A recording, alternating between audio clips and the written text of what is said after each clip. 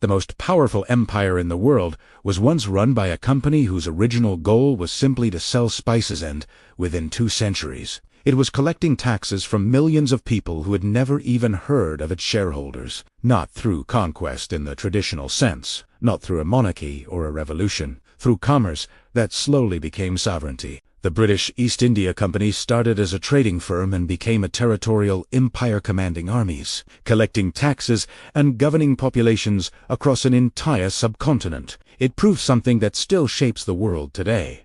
Political power doesn't always grow from nations. Sometimes it grows from balance sheets. Here's the paradox. How does a private company, created to generate profit for investors, end up functioning as a government? How does an organization with no democratic mandate, no royal bloodline, and no official authority over territory begin collecting taxes from millions of people it never consulted? Most empires are built by states that conquer land and then extract wealth.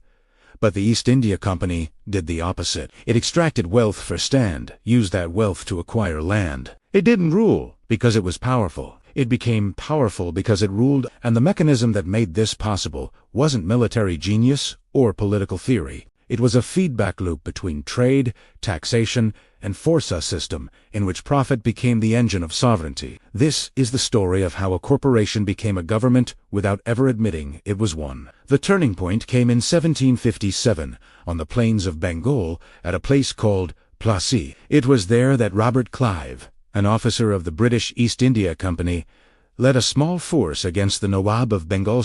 The battle itself was less of a military confrontation and more of a political collapse. Clive had bribed key commanders in the Nawab's army. Many of them simply stood aside. The Nawab's forces disintegrated. Within hours, one of the wealthiest regions in India had effectively changed hands not to the British Crown, but to a private trading company. After the battle, Clive installed a puppet Nawab, and in exchange for that support, the company was granted something extraordinary.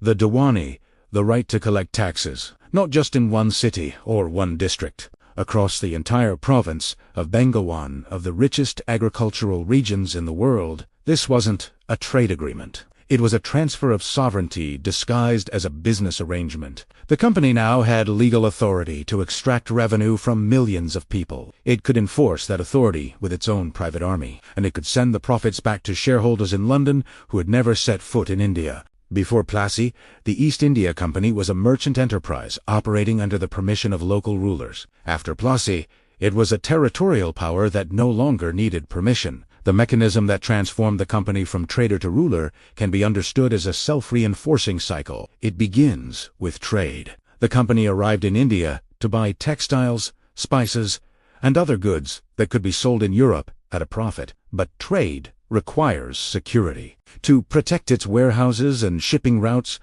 the company built fortified trading posts and hired private soldiers. Those soldiers gave the company leverage, not just to defend itself, but to influence local politics. Military victories like Plassey allowed the company to extract political concessions from weakened rulers, and the most valuable concession was taxation. Once the company gained the right to collect taxes, the entire logic of its operation changed. It no longer depended primarily on the profits from buying and selling goods. It could fund itself through the taxation of conquered populations. Tax revenue paid for the army. The army secured more territory. More territory meant more tax rights. More taxes funded a larger army, and shareholders in London profited from all of it without managing a single village or understanding a single local language. This is the hidden architecture of the system. The company stopped operating like a business and started operating like a state. It never stopped being owned like a business. Sovereignty became a revenue stream. By the early 1800s, the East India Company controlled large parts of the Indian subcontinent. It maintained one of the largest standing armies in the world. It collected taxes from tens of millions of people. It administered legal systems, built infrastructure, and waged wars. In every meaningful sense, it was a government. But it was a government designed to produce profit. That dual identity created consequences. The company prioritized revenue extraction over economic stability. Local agriculture was restructured to serve export markets, not local needs. When famine struck Bengal in 1770, the company continued collecting taxes from a starving population. An estimated 10 million people died. The same system that enriched shareholders in London destabilized entire regions in India. And eventually, the company's power became a liability even to the British state. Mismanagement, corruption, and rebellion culminated in the Indian Rebellion of 1857. The British Crown intervened, dissolved the company's political authority, and took direct control. The irony is unmistakable. A private company had become so powerful that its own government had to nationalize it. The question is whether that model ever really disappeared. Today, corporations don't usually collect taxes or command armies, but some of them control infrastructure, resources, and data that entire nations depend on. Tech companies manage the flow of information for billions of people. Private military contractors operate in conflict zones under government contracts. Global resource firms control access to water, energy, and minerals across borders. These organizations don't hold territory in the traditional sense, but they hold leverage. When a government depends on a corporation to run its digital infrastructure, that corporation has political power. When a company controls the majority of a nation's rare earth minerals, it influences that nation's foreign policy. When a private firm provides the security apparatus for a region, it operates with quasi-sovereign authority. The logic is the same as it was in Bengal. Control over essential systems creates political influence, and political influence becomes a source of profit. The difference is that modern corporations don't need to call themselves governments. They can exercise power without claiming responsibility. The boundary between state and corporation hasn't disappeared.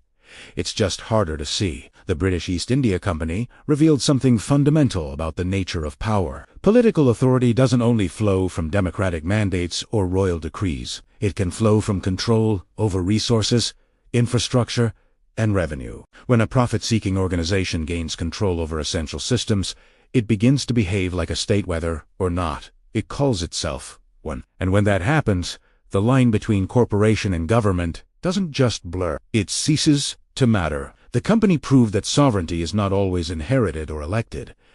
Sometimes it's purchased, and once purchased, it can be operated like any other asset managed for return, scaled for growth, and defended with force. The East India Company didn't just build an empire. It showed the world that sometimes the most powerful governments start as businesses. If this kind of analysis interests you, there's more to explore. The mechanisms that allowed a company to become a state didn't disappear, they evolved. Understanding how power, profit, and sovereignty intersect gives you a different lens on the modern world, one that most people never develop. If you want to keep seeing through the surface, subscribe. There's a lot more beneath it.